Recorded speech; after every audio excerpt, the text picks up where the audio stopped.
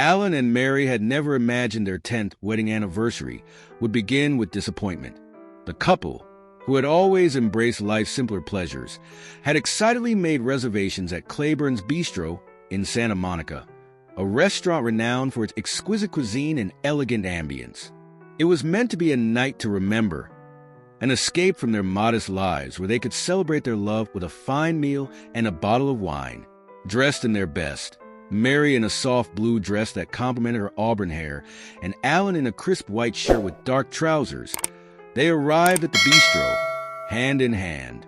As they approached the entrance, the warm glow of the restaurant's interior spilled out onto the sidewalk, filled with laughter and the clinking of glasses.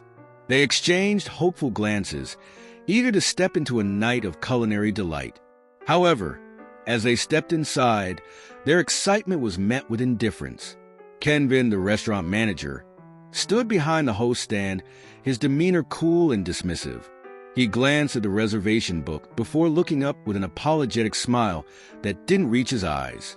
"I'm truly sorry, but we're fully booked for the evening," he declared, his voice tinged with a hint of regret as he cast a fleeting glance toward the dining area. Despite the lingering shadows of twilight spilling through the windows, the scene inside was far from inviting. Several tables, adorned with pristine white linens and glimmering silverware, stood hauntingly empty, as if waiting in vain for patrons who would never arrive. The flickering candlelight seemed to mock the anticipation that hung in the air, thick with unfulfilled promise. "You might want to try another restaurant," he added, each word heavy with the weight of an unspoken apology. The atmosphere buzzed with tension, a palpable disappointment that wrapped around them like an unwelcome cloak, leaving an unsettling silence in its wake. In that moment, the world outside faded, and it felt as though the very heart of the evening had come to a sudden halt, teetering on the edge of possibility, yet anchored firmly in unyielding reality. Alan's heart sank. "We have a reservation," he replied, his voice steady despite the disappointment coursing through him. "Alan and Mary." Kenvin sighed, clearly uninterested. "I'm afraid it's just not possible tonight. Perhaps next time, you should consider making your reservation earlier." Mary had been unusually quiet, her thoughts swirling like a tempest in her mind, when she suddenly reached out and squeezed Alan's hand. A small gesture, yet it felt like a lifeline in a sea of turbulent emotions. Their eyes locked, and in that moment, an entire universe unfolded between them. Disappointment flickered like a candle about to be snuffed out, while hurt clung to the air, thick and suffocating. Yet beneath it all, a fierce determination simmered, a resolute promise to uphold their dignity in the face of heartache.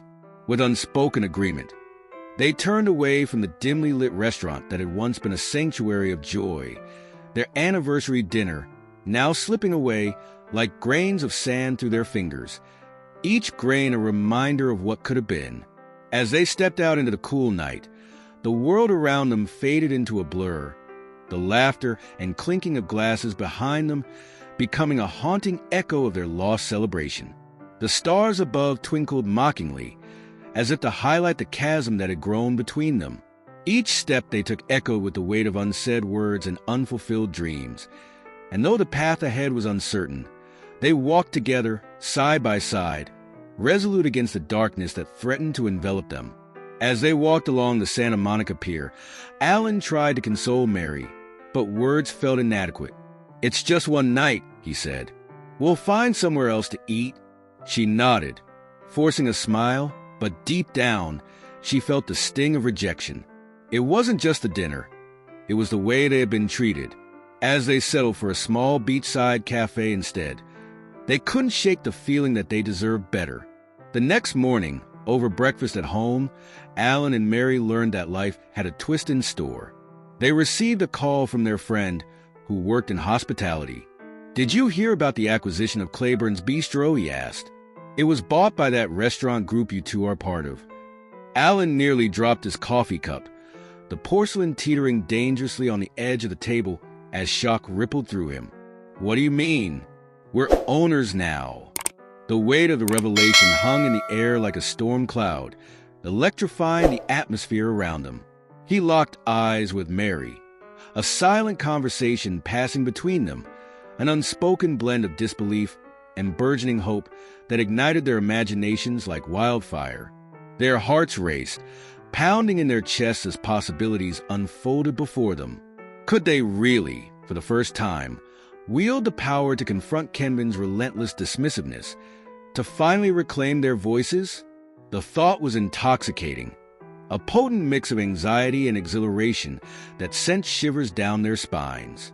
They had been mere shadows in Kenvin's world for too long, but now, the prospect of taking control was both thrilling and terrifying. What would it mean to challenge the status quo? What battles would they have to face? As the world around them blurred into a backdrop, Alan and Mary felt the gravitational pull of destiny drawing them closer to an uncertain yet tantalizing future. "Yeah, the deal closed yesterday. You should go down there and check it out," their friend urged, excitement evident in his voice. That afternoon, fueled by a mix of apprehension and excitement, Alan and Mary made their way back to Claiborne's Bistro. They approached the entrance with the weight of their newfound ownership pressing upon them. The restaurant felt different this time, almost foreign, yet oddly familiar. Inside, the atmosphere was just as they had left it, with patrons indulging in fine dining, oblivious to the quiet tension that lingered in the air.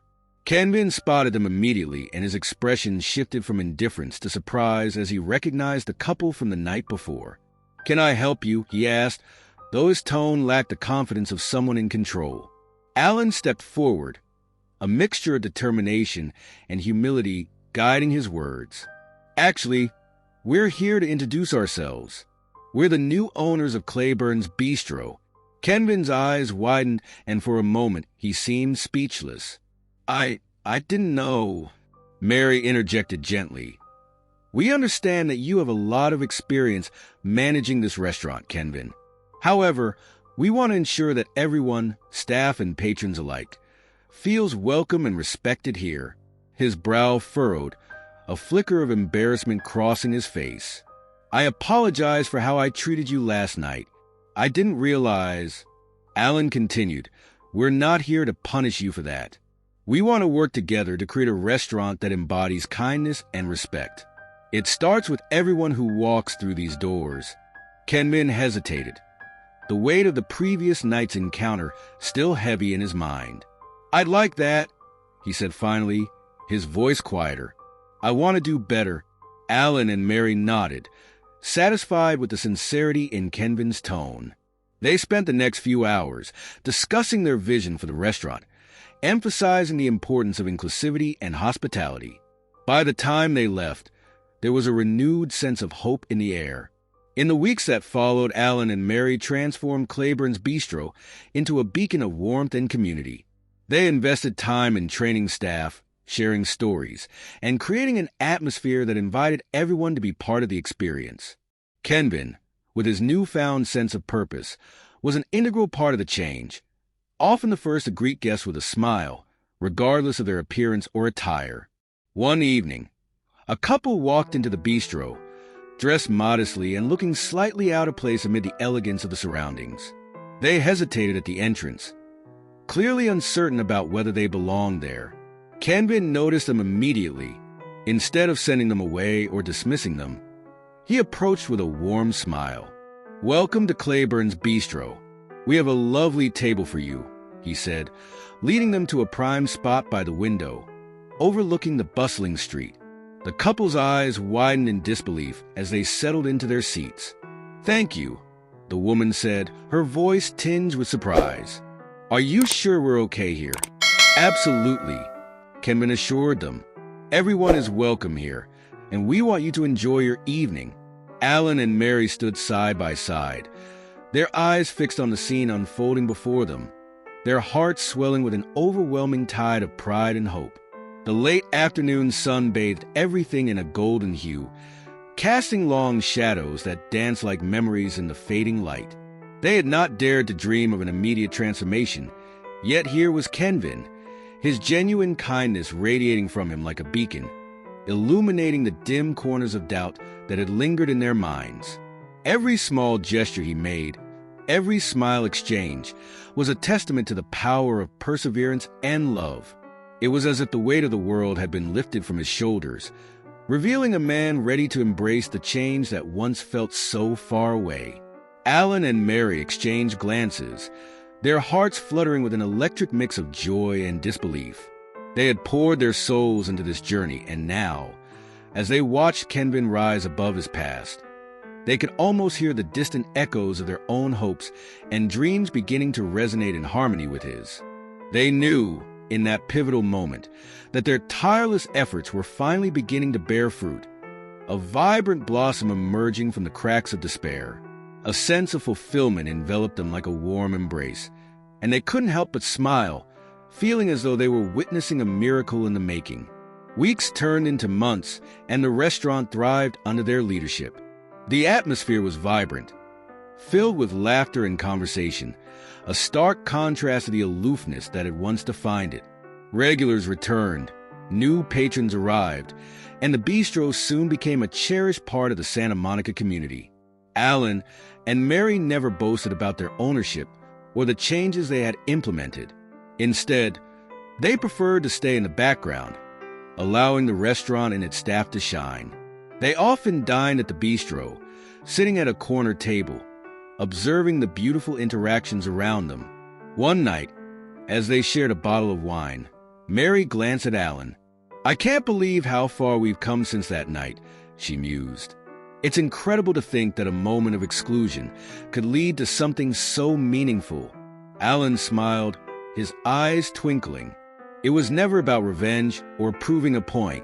It was about making a difference, creating a ripple effect of respect and kindness. As they raised their glasses in a toast, they couldn't help but feel grateful. They had turned their disappointment into a legacy of inclusion, ensuring that no one ever felt the sting of rejection again at Claiborne's Bistro. Their hearts swelled with pride, knowing they had sparked a change that would echo far beyond the walls of the restaurant, a testament to the power of compassion and the belief that everyone deserves to be treated with dignity. And in that moment, surrounded by the warmth of the bistro and the happiness of the patrons, they knew they had truly created something special together.